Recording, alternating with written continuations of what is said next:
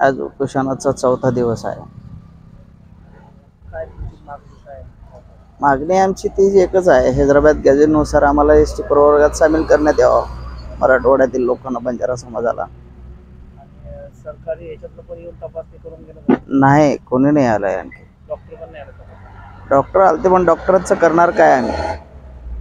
प्रशासनाचं कोणीतरी यायला पाहिजे ना, दखल घ्यायला पाहिजे. काल धाराशिवमध्ये आमच्या एका बांधवांनी आत्महत्या केली आरक्षणासाठी. त्या प्रशासनाने किती लोकांचा बळी घेणार असं?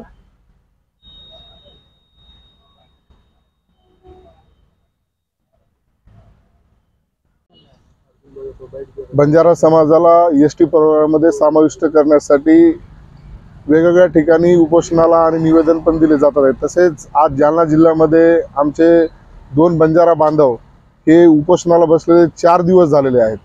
प्रशासनानं अजून कोणत्याही प्रकारची दखल घेतलेली नाही. ना जिल्हाधिकारी कार्यालयातून कोणता एकही माणूस आला नाही. का बंजारा समाजाचा छळ करताय का? बंजारा समाजाच्या प्राण गेल्यानंतर, माणसाचा प्राण गेल्यानंतर तुम्ही या ठिकाणी येणार आहात का? हा सर्वात मोठा जातीवाद आणि षडयंत्र करण्याचं काम ह्या ठिकाणचे जिल्हाधिकारी करत आहेत असं मला वाटत आहे. तसंच बंजारा समाजाचे तरुण किती लोकांचे तुम्ही जीव घेणार आहात?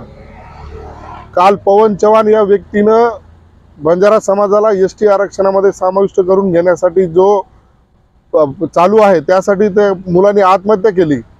माझी शासनाला विनंती आहे, आपण लवकरात लवकर आमचा हा निर्णय मार्गी लावावा आणि जो काही शिष्टमंडळ असेल, असे बंजारा समाजाचे आमचे जे मुलं आहेत हे काय तुम्ही मरू देणार आहात का?